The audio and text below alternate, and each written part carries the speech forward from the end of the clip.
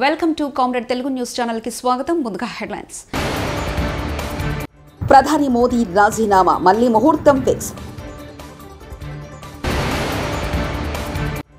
భాజపా గెలవడానికి భారాసా ఓట్ల బదలాయింపే కారణం సీఎం రేవంత్ రెడ్డి.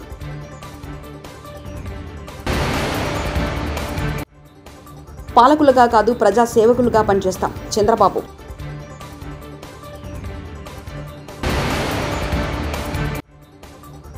ఎమ్మెల్యేగా సంపూర్ణ జీతం తీసుకుంటా, ఎందుకంటే పవన్ కళ్యాణ్. ప్రధాని నరేంద్ర మోదీ తనతో సహా మంత్రివర్గ సహచరుల రాజీనామాలను రాష్ట్రపతి ద్రౌపది ముర్ముకు బుధవారం నాడు అందజేశారు. రాష్ట్రపతి భవన్కు మోదీ స్వయంగా వెళ్లి రాజీనామాలను సమర్పించారు. వాటిని రాష్ట్రపతి వెంటనే ఆమోదించారు. కొత్త ప్రభుత్వ ప్రమాణ స్వీకారం జరిగేంత వరకు అపర్ధర్మ ప్రధానమంత్రిగా కొనసాగాలని మోదీని కోరారు. ఈరోజు సాయంత్రం కేంద్ర కేబినెట్ సమావేశం, నిన్న ఎన్నికల కౌంటింగ్ పూర్తయింది. ప్రభుత్వం ఎవరు ఏర్పాటు చేస్తారన్నది ఇంకా క్లారిటీ రాలేదు. ఈ నేపథ్యంలో ఇవాళ కేంద్ర కేబినెట్ సమావేశం కానుంది. పార్లమెంట్ ఎన్నికలలో భారాసా ఎమ్మెల్యేల ఆత్మగౌరవాన్ని కేసీఆర్, కేటీఆర్, హరీష్ రావులు భాజపాకు తాకట్టు పెట్టారని ముఖ్యమంత్రి రేవంత్ రెడ్డి విమర్శించారు. రాష్ట్రంలో 8 ఎంపీ స్థానాలు భాజపా గెలవడానికి భారాసా ఓట్ల బదలాయింపే కారణమని రేవంత్ ఆరోపించారు. సిద్దిపేటలో హరీష్ రావు తమ ఓట్లను పూర్తిగా భాజపాకు బదిలీ చేసి బలహీన వర్గాల కాంగ్రెస్ బిడ్డను ఓడించారని మండిపడ్డారు. పూర్తిగా ఓట్లను బదలాయించి కేసీఆర్ రాజకీయ అరాచకానికి పాల్పడ్డారన్నారు.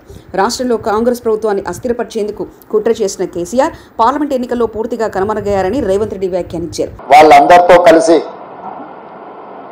ఈ సంతోషాన్ని పంచుకోవడం జరిగింది. దేశవ్యాప్తంగా జరిగిన ఎన్నికల విషయంలో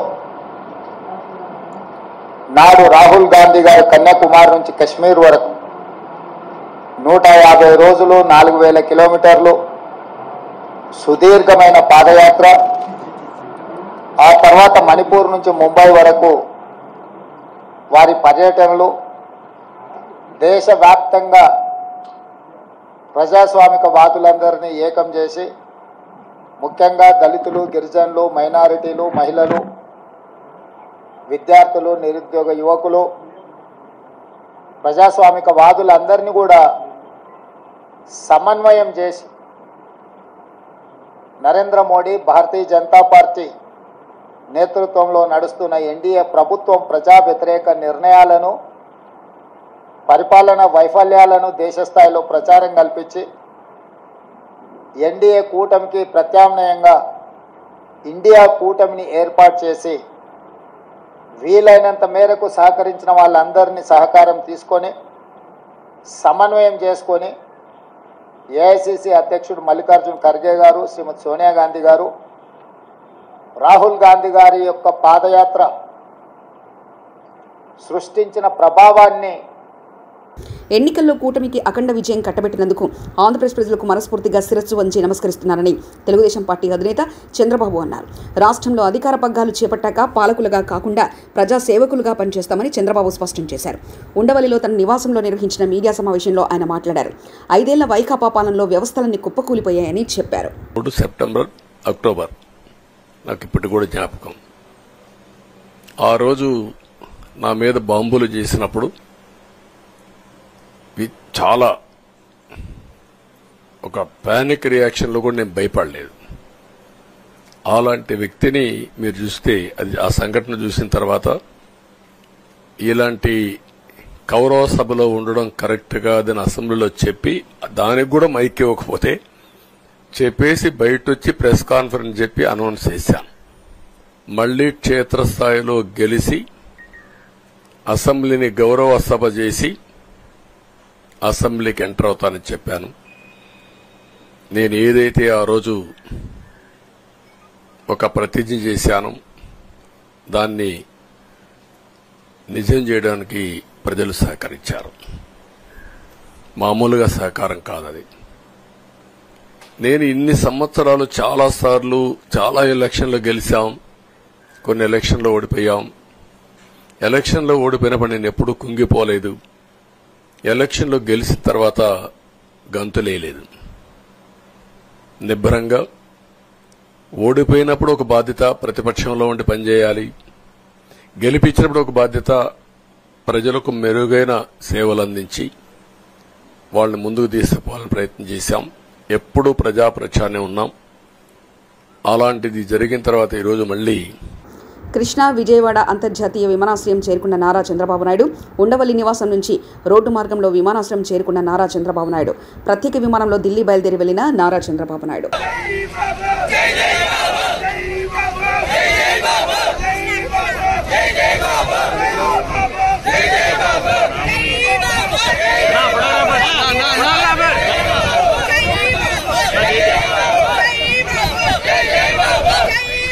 పోటీ చేసిన అన్ని స్థానాల్లోనూ భారీ మెజార్టీతో గెలిచి చరిత్ర సృష్టించామని జనసేన అధినేత పవన్ కళ్యాణ్ హర్షం వ్యక్తం చేశారు. ఎమ్మెల్యేగా తాను సంపూర్ణ జీతం తీసుకుంటున్నానని చెప్పారు. తీసుకున్న ప్రతి రూపాయికి జవాబుదారీతనంగా వ్యవహరిస్తానన్నారు. తాను తప్పు చేస్తే చొక్కా పట్టుకుని నిలదీసే అధికారం ప్రజలకుందన్నారు. జనసేన తరఫున విజయం సాధించిన ఎమ్మెల్యేలు ఎంపీలతో మంగళగిరిలోని పార్టీ కార్యాలయంలో పవన్ సమావేశమయ్యారు. పిఠాపురంలో తన గెలుపుకు కృషి చేసిన వర్మకు కృతజ్ఞతలు తెలిపారు. సైనికుల తరపున వీర మహిళల తరపున పార్టీ పోటీ చేయని పార్టీ నాయకులందరి తరపున మా అందరి ఆశీస్సు మీరు తీసుకెళ్తున్నారు ముందుకు రేపోతున్నాను. అంటే మీరు ఒక్కళ్ళే వెళ్ళట్లేదు అసెంబ్లీకి. వెనక కూర్చు జనసేనకు నిలబడ్డ ప్రతి ఒక్క నాయకులు, పోటీ చేయని నాయకులందరూ కూడా, రక్తం ధారబోసిన జన సైనికులు, అసలు అలుపెరకు ఇంట్లో నుంచి బయటికి రాని వీర మహిళలు, అసలు మామూలుగా ఇంట్లో నుంచి బయటికి రా, అలాంటి వాళ్ళు బయటకు వచ్చి మరి తిరిగారు మనకి. సో వారందరూ ఆశయాలు మీరు ముందుకు తీసుకెళ్తారు. మన పార్టీ నాయకులు, జన సైనికులు, వీర మహిళలు, మన మద్దతుదారులు కాకుండా 5 కోట్ల మంది ప్రజల ఆకాంక్షల్ని మీరు అసెంబ్లీలోకి తీసుకెళ్తాను. మరి దాంట్లో నేను కూడా భాగస్వామ్యం అయినందుకు మనస్ఫూర్తిగా నేను ధన్యవాదాలు తెలియజేస్తాను. ఒక చిన్నపాటి ఒక మార్పు జరగాలి, ఒకటి సాధించాలంటే ఎంతమంది పని చేస్తే తప్ప ఒక చిన్నపాటి మార్పు రాదు. అలాంటిది ఒక కీలక 5 కోట్ల మంది ప్రజలకు సంబంధించిన భవిష్యత్తు. ఈరోజు జనసేన విజయం, టీడీపీ విజయం, భారతీయ జనతా పార్టీ విజయం ఏ స్థాయికి వెళ్ళిపోయిందంటే కేంద్ర ప్రభుత్వం అధికారంలో కూడా చాలా కీలకమైన ఒక, అంటే ఈరోజు మన అందరం కష్టపడింది, ప్రజలందరూ మనకి నమ్మకం పెట్టి మనం నిలబడి ఉంచింది, ఇది మర్చిపోలేదు. ఇప్పుడు దాకా పొలిటికల్ ప్రాసెస్లో గత 10 దశాబ్ద కాలంలో మన ముఖ్యంగా లాస్ట్ అర దశాబ్దం కాలంలో ఏ స్థాయిలో చూసాం. మనం ఒక కొత్త ప్రెసిడెంట్ ఇవ్వాలి పాలిటిక్స్కి. వ్యక్తిగత దోషం లేని, వ్యక్తిగత క్యారెక్టర్ని అసాసినేట్ చేయని పాలిటిక్స్. ఈ మార్పు ఏదో రావాలి. ఎందుకంటే టీవీల్లో సినిమాలకి సెన్సార్ ఉంటుంది, టీవీలకి సెన్సార్ ఉండదు. సినిమాలు ఎవరన్నా కూర్చోబెట్టి ఏదైనా మాట్లాడితే, మన ఈవెన్ అసెంబ్లీలో మాట్లాడితే రికార్డు నుంచి తొలగిస్తారు. నాయకులు బయటకు వచ్చి మాట్లాడితే రికార్డు నుంచి తొలగించలేదు. చిన్నపిల్లలు ఉంటారు, కుటుంబాలు ఉంటాయి, అని చోట మర్చిపోతాం మనం. సో అందుకని మనమే స్వీయ బాధ్యత తీసుకోవాలి, పర్సనల్ బాధ్యత మనమే తీసుకొని చేయాలి. అసలు అద్భుతమైనది ఏంటంటే బండ్లు ఓడలు అవుతాయి అనడానికి నేను చాలా కాలం ఇదే వేదిక మీద చాలాసార్లు చెప్పాను. అంటే ఇది మనం నిన్న సభలో కూడా మాట్లాడమని చెప్తా ఉంటే, ఇది మనం ఇళ్ళకి కానీ పండగ కాదు, పండగ చేసుకునే సంబరాలు చేసుకునే సమయం కాదు, చాలా బాధ్యతగా ఉండే సమయం. ప్రజలు చాలా ఎక్కడెక్కడి నుంచో, మారుమూల నుంచి, ఎక్కడ యుఎస్ఏ నుంచి వచ్చి కూడా ప్రాణాలు కోల్పోయి, అసలు రాత్రనక పగలనక తిండి తినక ఒక్కొక్కరు పనిచేసిన విధానం ఇవన్నీ కదిలించేసినాయి. సహజంగా విజయం రాగానే అందరికీ ఏముంటుందంటే ఒక అతిశయం వచ్చేస్తుంది. అలాంటి అతిశయం మన ఎవరికి, నాకు లేదు, దయచేసి మీరు ఎవరు పెట్టుకోకుండా, నా రిక్వెస్ట్ ఇది ఒకనమాట. ఎందుకంటే మనందరికీ ఇది వచ్చే ఫలితాలు ఆశ్చర్యాన్ని కలిగించాయని మాజీ ముఖ్యమంత్రి వైఎస్ జగన్మోహన్ రెడ్డి అన్నారు. ఈసారి ఎన్నికల ఫలితాలు తమకు ఆశ్చర్యానికి గురి చేశాయని వైఎస్ జగన్ వ్యాఖ్యానించారు. ఆంధ్రప్రదేశ్ శాసనసభ ఎన్నికల్లో ఘోర ఫలితాలను చవిచూసిన తర్వాత వైసీపీ అధినేత వైఎస్ జగన్మోహన్ రెడ్డి ప్రెస్ కాన్ఫరెన్స్లో మాట్లాడారు. ఇలాంటి ఫలితాలను ఊహించలేదన్నారు. అక్కా చెల్లెమ్మల ఓట్లు ఎటుపోయాయో అర్థం కావడం లేదని పేర్కొన్నారు. పెన్షన్లు అందుకున్న అవ్వాతాతల ఓట్లు ఏమయ్యాయో తెలియడం లేదన్నారు. ఎన్నెన్నో పథకాలతో ప్రజలకు అండగా ఉన్నామని తెలిపారు. తీసుకుంటాం, కానీ మంచి చేయడానికి మాత్రం ప్రజలకు తోడుగా ఖచ్చితంగా ఉంటాం. వాయిస్ ఆఫ్ ది వాయిస్లెస్ కింద ఈ పార్టీ తాను చేయాల్సిన పని తప్పకుండా చేస్తుంది. పేదవాడికి అండగా ఉండే కార్యక్రమంలో ఎప్పుడూ కూడా పేదవాడికి తోడుగా ఉంటూ గలం విప్పుతుంది, పేదవాడికి అండగా నిలుస్తుంది. పెద్ద పెద్ద వాళ్ళ కూటమి ఇది, ఢిల్లీలో సైతం శాసించే పరిస్థితుల్లో ఉన్న కూటమి ఇది. ఆ కూటమిలో ఉన్న బీజేపీకి, ఆ కూటమిలో ఉన్న చంద్రబాబు గారికి, ఆ కూటమిలో ఉన్న పవన్ కళ్యాణ్ గారికి అందరికీ కూడా వాళ్ళ గొప్ప విజయానికి అభినందనలు.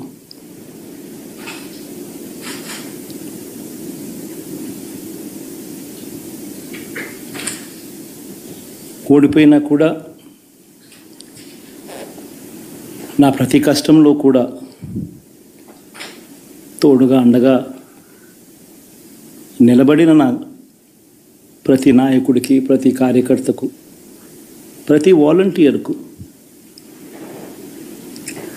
ప్రతి ఇంట్లో నుంచి వచ్చిన ప్రతి స్టార్ క్యాంపెయినర్గా నాకు తోడుగా నిలబడిన నా అక్క చెల్లెమ్మలకు, అన్నదమ్ములకు,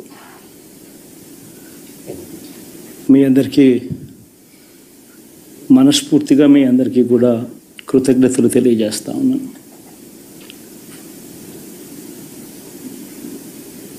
ఏం జరిగిందో తెలియదు కానీ ఏమి చేసినా, ఎంత చేసినా ఇంకా 40% ఓటు బ్యాంకు మాత్రం తగ్గించలేకపోయారు. ఖచ్చితంగా మళ్ళీ ఇక్కడి నుంచి లేస్తాం.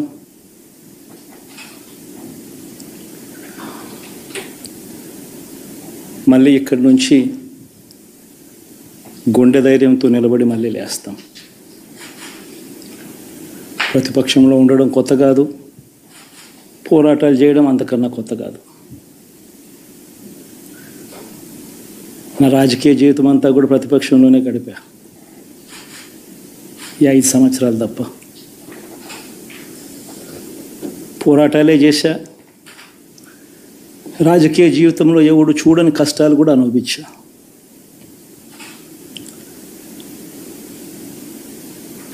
ఇప్పుడు అంతకన్నా కష్టాలు ఏదైనా పెట్టినా కూడా సిద్ధంగా ఉన్నాం, సిద్ధంగా ఎదుర్కొంటాం. ఆల్ ది వెరీ బెస్ట్ గవర్నమెంట్లోకి వచ్చిన వాళ్ళకు. Thank you. బీజేపీ పార్టీకి టీడీపీ, జేడీయూ షాక్ ఇచ్చేలా కనిపిస్తున్నాయి. ఎన్డీఏ కూటమిలో రెండో అతిపెద్ద పార్టీగా టీడీపీ ఉండడంతో కేంద్ర మంత్రివర్గంలో తమకు 9 కేంద్ర మంత్రి పదవులు, 2 సహాయ మంత్రి పదవులు, అలాగే స్పీకర్ పోస్ట్ కావాలని ఆ పార్టీ అధినేత చంద్రబాబు డిమాండ్ చేస్తున్నారట. అలాగే నితీష్ 3 కేంద్ర మంత్రి పదవులు, ఏక్నాథ్ షిండే 2 ఎల్జేపీ హెచ్ఏఎంలో చెలో మంత్రి పదవులు కావాలని పట్టుబడుతున్నారట. ఆంధ్రప్రదేశ్లో ఎన్డీఏ కూటమి గెలుపుపై తెలంగాణ సీఎం రేవంత్ రెడ్డి స్పందించారు. చంద్రబాబు ప్రమాణ స్వీకారానికి ఆహ్వానిస్తే తప్పకుండా వెళ్తానని తెలిపారు. కాంగ్రెస్ పార్టీ సూచనల మేరకే తాను నడుచుకుంటానన్నారు. ఏపీలో ఏ ప్రభుత్వం వచ్చినా స్నేహపూర్వక సంబంధాలు కొనసాగిస్తామని, సామరస్యంగానే రాష్ట్ర సమస్యలు పరిష్కరించుకుంటామని గతంలో చెప్పినట్లు రేవంత్ గుర్తు చేశారు. ఏ ప్రభుత్వం ఏర్పడ్డా స్నేహపూర్వకమైన వాతావరణంలో సమస్యలు పరిష్కరించుకుంటామని నేను ముందే చెప్పిన. ఈరోజు కూడా నేను ఆ మాటకు ఉన్నా. ఆంధ్రప్రదేశ్లో ఏ ప్రభుత్వం ఏర్పడ్డా ఆ ప్రభుత్వంతో సంప్రదింపులు చేపట్టి రాష్ట్ర సమస్యల్ని శాశ్వతంగా పరిష్కరించుకుంటాము. ఉమ్మడి క్యాపిటల్ చట్టపరంగానే సమస్య పరిష్కారం అయిపోయింది. హైదరాబాద్ నగరం ఇప్పుడు తెలంగాణకు రాజధాని, అంటే ఒక కీలకమైన సమస్య ఆల్రెడీ చట్టపరంగా పరిష్కారం అయింది. మిగతా ఆస్తుల పంపకాలకు సంబంధించి, నీటి పంపకాలకు సంబంధించి ఉన్న సమస్యల్ని తప్పకుండా కూర్చుంటాం, చర్చించుకుంటాం, పరిష్కరించుకుంటాం. మాకేం బేసిజాలు లేవు. రాష్ట్రం యొక్క అభివృద్ధి, రాష్ట్రం యొక్క అభ్యున్నతి కోసము ఎవరితోనైనా చర్చించడానికి మేము సిద్ధంగా ఉన్నాం, పరిష్కరించుకుంటాం. ఏం ప్రభాకర్?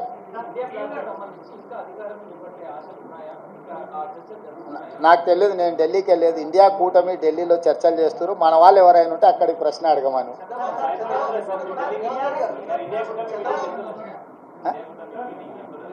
ఇండియా కూటమిలో జాతీయ నాయకులు, ఆ కూటమిలో ఉన్న వివిధ భాగస్వాములనే ఇప్పటికి పిలిచిండ్రు. ఇంతవరకు అయితే ఆహ్వానం రాలేదు. ఏదైనా ఢిల్లీకి సూచన చేస్తే మీరు తప్పకుండా వెళ్తారు. ఆంధ్రప్రదేశ్లో ఎవరూ ఊహించని రీతిలో తెలుగుదేశం పార్టీ కూటమి విజయం సాధించిందని సిపిఐ జాతీయ కార్యదర్శి కె నారాయణ అన్నారు. జగన్మోహన్ రెడ్డి ప్రజాపాలనను తుంగలో తొక్కి కేవలం సంక్షేమ పథకాల ద్వారానే విజయం సాధించవచ్చని ఊహల్లో ఉండడంతో నేడు ఓటమి పాలయ్యారని తెలిపారు. తెలుగుదేశం పార్టీ బలంతోనే ఏపీలో భాజపాకు సీట్లు వచ్చాయన్నారు. ఏపీలో కూటమి విజయం భాజపా ప్రభావం కాదన్నారు. రాష్ట్రానికి ప్రత్యేక హోదా ఇస్తామనే హామీని కేంద్రం తుంగలో తొక్కిందని, చంద్రబాబు రాష్ట్ర హక్కుల కోసం కేంద్రంతో కొట్లాడాలని ఆయన సూచించారు. ఆ బీజేపీకి వెళ్ళిపోతే వైసీపీకి ఒక కళాత్మక వచ్చేది.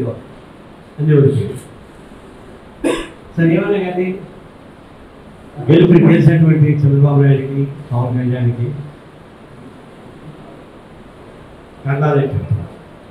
ఇది ప్రజెంట్ ప్రిపేర్ చదువుతారు కాబట్టి హ్యాక్ చేయడం. అయితే ఇప్పుడు ఒక బాధ్యత ఇప్పుడు మొట్టమొదటి కూడా బీజేపీతో కలిస్తే మైనారిటీ ఓట్లు పోతాయని అనుకునపడ్డాం. ఇప్పుడు అది జరిగింది. అది జగన్మోహన్ రెడ్డి వ్యతిరేకత ఇవన్నీ చూడకుండా వెళ్ళిపోయింది. ఇప్పుడు చంద్రబాబు పవన్ కళ్యాణ్ కలిసి ప్రధాని మోదీ రాజీనామా మళ్లీ ముహూర్తం ఫిక్స్. భాజపా గెలవడానికి భారాసా ఓట్ల బదలాయింపై కారణం సీఎం రేవంత్ రెడ్డి.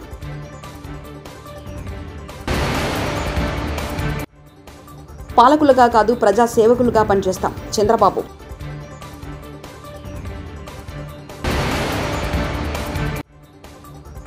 ఎమ్మెల్యేగా సంపూర్ణ జీతం తీసుకుంటా ఎందుకంటే పవన్ కళ్యాణ్. ఇవి బులెటిన్ విశేషాలు. చూస్తూనే ఉండండి కామ్రేడ్ తెలుగు న్యూస్ ఛానల్ ప్రతినిధి ఒంటేరు రమేష్ చంద్ర పరకాల.